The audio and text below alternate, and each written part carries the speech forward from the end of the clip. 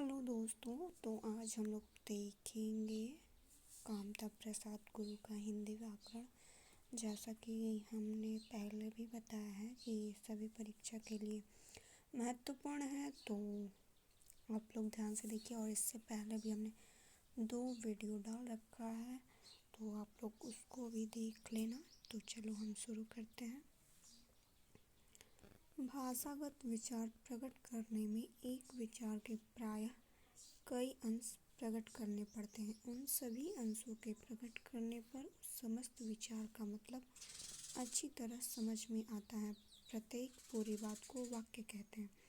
प्रत्येक वाक्य में प्रायः कई शब्द रहते हैं। प्रत्येक शब्द एक सार्थक ध्वनि है जो कई ध्वनियों के योग से बनती हैं। जब हम बोलते हैं तब शब्दों के उपयोग करते हैं और भिन्न भिन्न प्रकार के विचारों के लिए भिन्न भिन्न प्रकार के शब्दों को काम में लाते हैं। यदि हम शब्द का ठीक ठीक उपयोग न करें तो हमारी भाषा में बड़ी गड़बड़ी पाई जाए और संभवतः कोई हमारी बात न समझ सके। मुझे लग रहा है ये हम लोग पढ़ चुके हैं, तो आप लोग बताना। हाँ, भाषा में जिन शब्दों का उपयोग किया जाता है वे किसी न किसी कारण से कल्पित किए गए हैं, तो भी जो शब्द जिस वस्तु का सूचक है उसका इससे प्रत्यक्ष में कोई संबंध नहीं। हाँ, शब्दों ने अपने वाच्य पदार्थ आदि की भावना को अपने में बांध सा लिया है, जिससे शब्दों का उच्चारण करते ही उन पदार्थों का बोध तत्काल हो जाता है। कोई कोई शब्द केवल अनुकरण वाचक होते हैं, पर जिन सार्थक शब्दों से भाषा बनती है उनके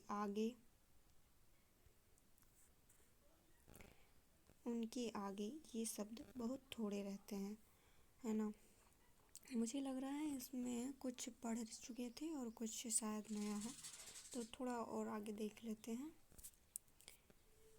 जब हम उपस्थित लोगों पर अपने विचार प्रकट करते हैं तब बहुधा कथित भाषा काम में लाते हैं, पर जब हम अपने विचार दूरवर्ती मनुष्य के पास पहुंचाने का काम पड़ता है, हमें अपने विचार दूरवर्ती किसी दूर जो मनुष्य दूर है हमसे, उनके पास यदि हमें अपना बात पहुंचाने का काम पड़ता है, अथवा भावी संतति के लिए उनके संग्रह की आवश्यकता होती है, तब हम लिखित भाषा का उपयोग करते हैं। अर्थात हम बोलते नहीं है। आपको भी पता है कि पत्रों का पहले चलता था, पत्र भेजे जाते थे, और अब तो पहले पत्र लिखित भाषा में उपयोग होता था, और अब तो हम लोग फ़ोन का टाइम आ गया, तो बात ही छोड़िए।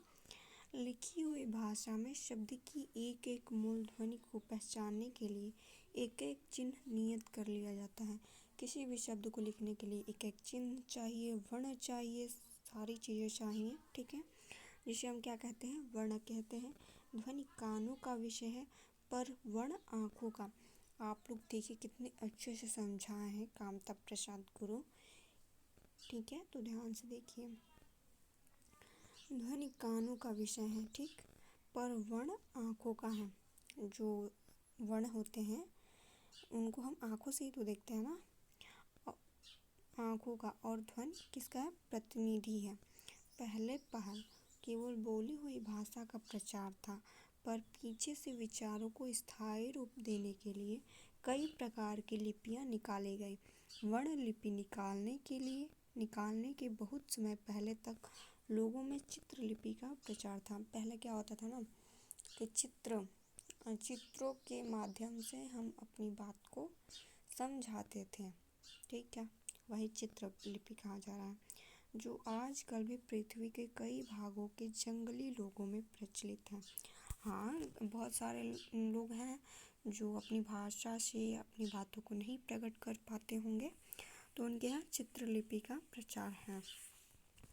मिस्र के पुराने खंडहरों और गुफाओं आदि में पुरानी चित्रलिपि के अनेक नमूने पाए गए हैं। कहाँ पाए गए हैं, मिस्र के खंडहर और गुफाओं में क्या पाए गए हैं, पुरानी चित्रलिपि के अनेक नमूने, और इन्हीं से वहाँ की वर्णमाला निकली है। और इस देश में भी कहीं कहीं ऐसी पुरानी वस्तुएं मिली हैं जिन पर चित्रलिपि के चिन्ह मालूम पड़ते हैं। कोई कोई विद्वान यह अनुमान करते हैं कि प्राचीन समय के चित्रलेख के किसी किसी अवयव के कुछ लक्षण वर्तमान वर्णों के आकार में मिलते हैं, जैसे ह में हाथ और ग में गाय के। ठीक, गाय के आकार का कुछ न कुछ अनुकरण पाया जाता है।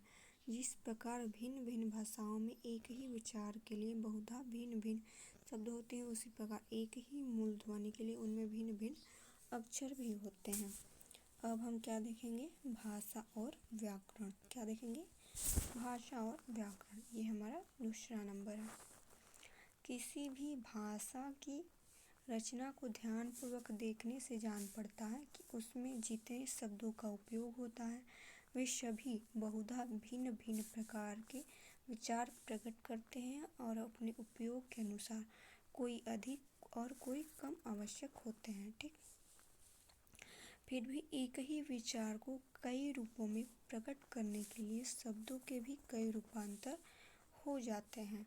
भाषा में यह भी देखा जाता है कि कई शब्द दूसरे शब्दों से बनते हैं और उनमें एक नया ही अर्थ पाया जाता है। ठीक, उम्मीद करते हैं समझ में आ रहा होगा। वाक्य में शब्दों का उपयोग किसी विशेष क्रम से होता है और उनमें रूप अथवा अर्थ के अनुसार परस्पर संबंध रहता है। इस अवस्था में आवश्यक है कि पूर्णता और स्पष्टता पूर्वक विचार प्रकट करने के लिए शब्दों के रूप तथा प्रयोगों में स्थिरता और क्या हो, समानता होना चाहिए। जिस शास्त्र में शब्दों के शुद्ध रूप और प्रयोग के नियमों का निरूपण होता है उसे क्या कहते हैं? व्याकरण कहते हैं। यहाँ से जिस शास्त्र में शब्दों के क्या शुद्ध रूप और प्रयोग के नियमों का निरूपण होता है उसे क्या कहेंगे? व्याकरण कहेंगे। ये नोट कर लेना। व्याकरण के नियम बहुधा लिखी हुई भाषा के आधार पर निश्चित किए जाते हैं, क्योंकि उनमें शब्दों का प्रयोग बोली हुई भाषा की अपेक्षा अधिक सावधानी से किया जाता है। थोड़ा और देख लेते हैं, इसको समाप्ति कर लेते हैं। व्याकरण वी धन आ धन करण। व्याकरण का संधि विच्छेद है ये कोई भी पूछ सकता है। तो व्याकरण का संधि विच्छेद वी धन आ धन करण शब्द का अर्थ भली भांति समझना है। व्याकरण का अर्थ क्या होगा? भली भांति समझना।